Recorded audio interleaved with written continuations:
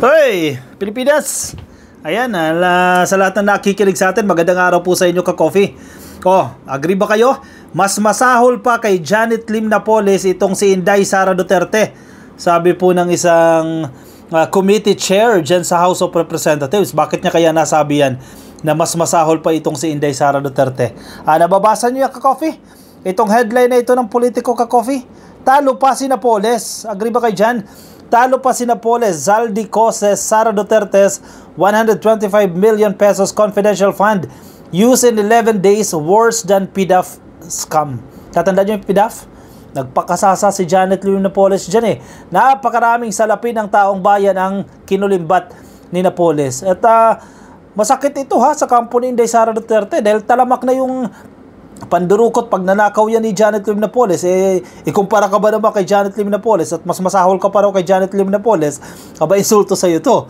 House Committee on Appropriations Chairperson and the Bicol Party List Representative si Elizalde Co fired back at Vice President Sara Duterte after she claimed that he and Speaker Martin Romualdez are controlling the government's annual budget. Ang laking galit nito ni Inday Gina G yan si Inday dyan sa House of Representatives sa mga pagdinig na yan. Even yung kanyang mga followers galit na galit yan kasi gusto niya siguro yung hinihingi niya 2 bilyon wag nang pag-debatehan, wag nang pag-usapan, agad-agad na i-approve yan. Hindi naman pwede, di ba? Explain mo yan. Ang sinasabi ni Marcoleta may tawag niyan, may courtesy tayo dyan na ginagawad o honorable. Mga honorable daw sila ka-coffee at ginagawad nila yung tradition na yan na courtesy approval dito sa budget ng OVP. Yes, maiintindihan mo pa yan kasi parte ng tradition yan. Kung walang anomalya. Diba, Marcoleta? Pero si Marcoleta, akala niya absolute na May tradition tayo na hindi natin bubusisiin ang budget ng Vice Presidente at ang budget ng Presidente. Yes, mahabang tradition na yan. Kung walang anomalya. May anomalya Anong proof natin na may anomalya dyan? Yung COA report may anomalya. Kaya hindi mo pwedeng i-insist, Marcoleta, na alam naman natin na solid DDS yan. Hindi mo pwedeng i-insist yung courtesy approval na yan sa budget ni Inday Sara Duterte. Kailangan niyang ipaliwanag yan. Yang hinihingi niya na 2 bilyon. Saan niya gagastusin yan? Paliwanag niya yan.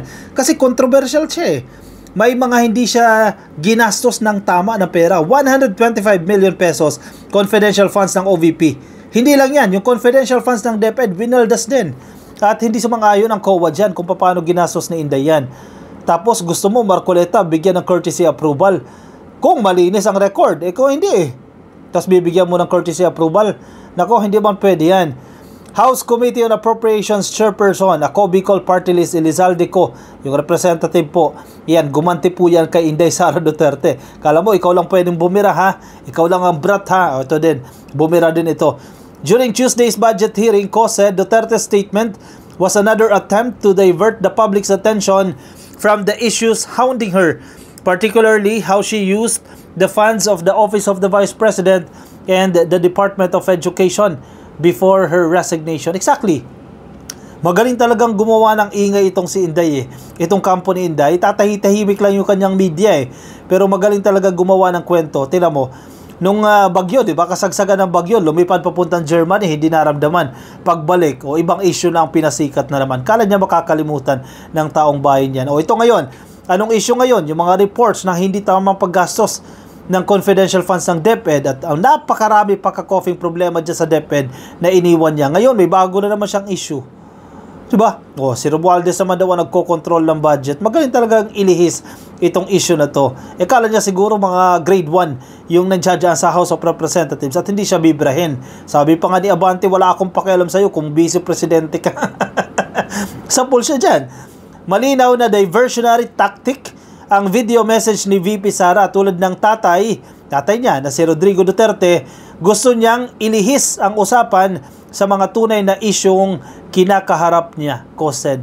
Kasi sanay na sanay sila, yung mga Duterte na yes sir ka lang dyan, na hindi mo na siya kikwestiyonin. Siguro si Inday, akala niya, tatay niya pa rin ang presidente. Hindi na po. Wala na. Wala na sang eksena ang tatay mo, si BBM na ang presidente.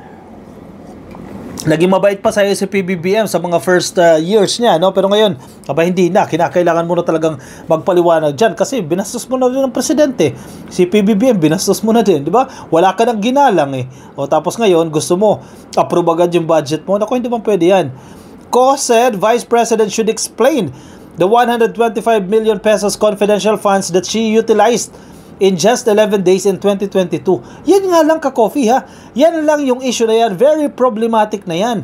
At hindi mo pwedeng sang-ayunan yung sinasabi ni Gloria na itigil na yung issue na yan ng confidential funds. Hindi eh.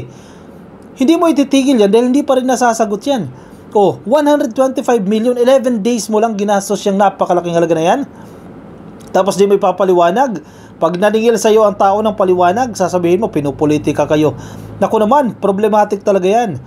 Why Filipino students are behind based on international standards during her tenure in DepEd and the moldy and insect-infested Nutriban and spoiled milk that were distributed in public schools among others. Hindi naman talaga siya manager eh.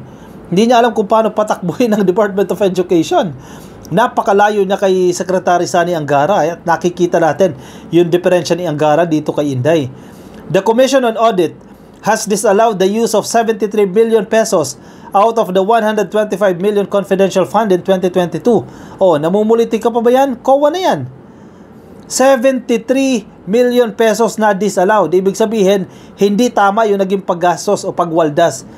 At tandaan, COA at hindi Kongreso ang nagsabing mali ang paggamit ng 73 million sa 125 million confidential funds na ginamit lang sa loob ng 11 days.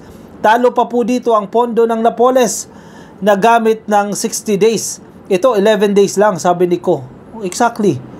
Nakakahiya itong si Inday ha. Biruin mo ha. Worse na si Napoles, may worse pa pala kay Napoles at ito ay si Inday. Yan ang gustong iparating dito ni Ko. Ko was referring to Janet Lim Napoles, the businesswoman who is believed to have masterminded the 10 billion priority development assistance funds scam. She was convicted of plunder and graft charges. Waldas at lakwat siya ang lumalabas ng urakot, diversionary tactics. Nililihis kasi niya, ayaw niyang magpaliwanag. Ayun, nadali ni Ko yan. Umiiwas sa issue itong si Inday kasi wala siyang may sasagot na paliwanag dyan. Hindi niya ma-explain yung mga notice of disallowances na in-issue ng COA. Kaya, syempre, lihis na lang natin yung issue. Mga DDS naman, mga anga-anga din, sige, pagtanggol pa nila si Inday. Malinaw naman na mali. Kulelat ang mga bata, sirang pagkain at Nutriban para sa mga mag-aaral. Malala ang panunungkulan, di pumapasok sa DepEd sa gitna ng kapalpakan, sabi ni Ko. Duterte did not attend the committee deliberation on the 2.037 billion budget the Office of the Vice President is proposing for 2025. Biruin mo ha? Kung hindi makapal yung mukha mo, di ba? Nanghihingi ka ng budget, hindi ka dadalo dyan sa pagdinig na yan. Paano mo ipapaliwanag yan, yung budget na yan? Sa bagay, okay lang din na hindi siya umattend. Actually, mas okay yan eh. Kesa umattend siya, tapos ang sasabihin niya, I forgo kinemerut. Di ba? Wala ka rin mapulot yan. Okay na hindi siya umattend dyan. Actually, ang understanding ko dyan sa pagdinig na yan, ang magiging resolution dyan, yung ibang hinihingi ng pondo, total, hindi niya naman kaya depensahan, i-transfer na lang, no? I-transfer sa Department of Education, yung ibang hinihingi ng pondo, at i-transfer sa DSWD, kasi redundant lang naman yung function niya eh. Ginagawa na ng DSWD, yun pa rin ang gagawin yung functions, i-transfer na lang yan doon. Bawasan na yan, kung 2 billion yung hinihingi ng OVP, gawing 500 million na lang, o 200 million, malaki-laki na yan ka-coffee, pasahod na lang, kasi wala rin naman eh. Siya mismo, hindi niya maipaliwanag yan eh. Diba? Nakakaloka itong si Inday Sara Duterte. Ay nako. Kaya naglalabasan ngayon yung mga solid Duterte talaga. Itong si Marcoleta, isa din yan, ka-coffee. Itong si Harry Roque, tinan mo ang argument ni Harry Roque, oh. Ano sinasabi niya dyan? Walang bastusan daw, oh. Nasa balita ng Politico.com. Itong si Harry Roque din, isa rin itong problematic, eh. Napakaraming kaso din ito, eh. Walang bastusan. Sara Duterte deserves respect as VP. Most trusted public servant, sabi ni Harry Roque. Legit ba? Talaga ba? Kailangan niyang irespeto dahil vice-presidente siya. Naku po, hindi ini-impose ang respect. Ini-earn yan. Sabi pa sa Pinoy Big Brother. Hindi mo pwedeng i-insist na irespeto ka. I-earn mo yan. Magpakita ka ng dahilan para irespeto ka. Baka hindi alam ni Harry Roque yan. Vice President Sara Duterte should be given the highest respect since she is the country's second highest official and most trusted public servant according to former presidential spokesperson Harry Roque. Talaga ba? Ganyan siya kabasto sa pagdinig na yan, tapos kailangan mo nang irespeto? Aba, parang ang sakit naman sa damdamin yan. Ganyang klase ng tao ang irerespeto mo. Kayo na lang mga DDS ang rumespeto dyan. Harry Roque, ikaw na lang ang rumespeto dyan. Roque came to the defense of Vice President after receiving a barrage of criticisms from some lawmakers. A House panel earlier broke tradition of swiftly approving the budget of the Office of the Vice President out of courtesy. Hindi pwede yan kasi historically, maanumalya yung paggastos. Pwede mo i-grant yung courtesy na yan, courtesy approval na yan, kung walang mga anomalya, walang records ng anomalya. Ang problema meron eh. The committee continued its second hearing of the OBP's 2025 budget proposal even after the Vice President was a no-show to the deliberation. Ito nga hindi na pagpapakita eh. Kabastusan yan eh. Nang hihingi ka ng budget, hindi mo i-depensa. Diba yung sponsor niya na lang, si Adyong. Siya na lang yung nagpaliwanag doon. Sagip Party List Representative Rodante Marcoleta even called for an end to the budget hearing of the OVP out of tradition and respect, but his motion was denied. Hindi ko rin maintindihan si Marcoleta dun eh. Mahusay naman na kongresista yan si Marcoleta, pero hindi natin siya maintindihan doon. At naggalit-galit pa ito ka-coffee dyan sa pagdinig niya kanina sa House of Representatives. Ini-insist niya. Irespeto natin, bigyan ng courtesy. Nagmosyon. Diba? Basic rule naman yan sa House of Representatives eh. Kapag may mga bagay na hindi nyo na pagkakasunduan, anong solusyon dyan? Di magbotohan kayo. Ano nangyari? O sige, may motion niyan si Marcoleta na isuspend na yung pagdinig na yan sa ngalan po ng courtesy approval at ng respect daw. Yan ang kanyang motion. O, tinanong ang mga mambabatas na nandiyan dyan, agree ka ba dyan sa motion na yan? Ang nag-agree, 3 lang. Ang disagree, 45. Diba? Obvious na obvious. Doon ka sa majority.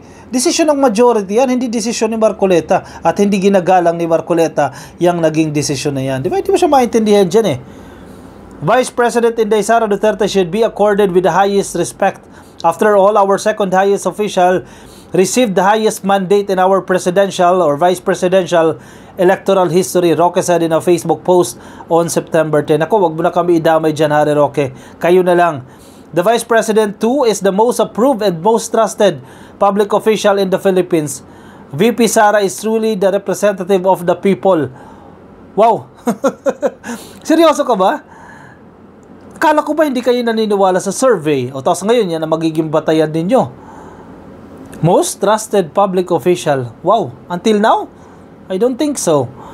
Roque also praised Marcoleta for courageously calling out House of Representative lawmakers for not observing the well-kept tradition of giving courtesy to the office of the Vice President during its budget hearing. Kasi nga, kung walang anomalya, kung maanomalya, bakit mo bibigyan ng courtesy yan? The Vice President chose to pass up the chance to defend the OVP's 2.037 billion budget and left it to Congress to decide on the matter. Ayun na, magdidesisyon na sila dyan. Ang House of Representatives, magdidesisyon na sila dyan. O yan, tanggalan na ng pondo yan. 2 billion na hinihingi niya. O sana, 500 million lang ang ibigay. Total, di niya naman kayang i-depensa yung mga budget na hinihingi niya. Ano sa inyo dyan ka-coffee? Sige, i-share ang inyong opinion, reaction dyan sa ating comment section para mabasa ng iba nating mga ka-coffee. Nasa YouTube po ba kayo? Hindi pa kayo nakapag-like ng video na to. Yan, pasuyo na lang ka-coffee. Like lang po. Yan ha, nasa baba. Click lang po ng like. At baka di pa kayo nakasubscribe, yan, pasuyo na lang din ka-coffee, paklik na lang po ng subscribe. At kung nasa Facebook po kayo, pasuyo na lang po, paklik naman po ng follow. At like na rin ka-coffee ng video na yan. Alright, ako magpapaalam muna sa inyo ka-coffee. Maraming salamat po sa mga sumama.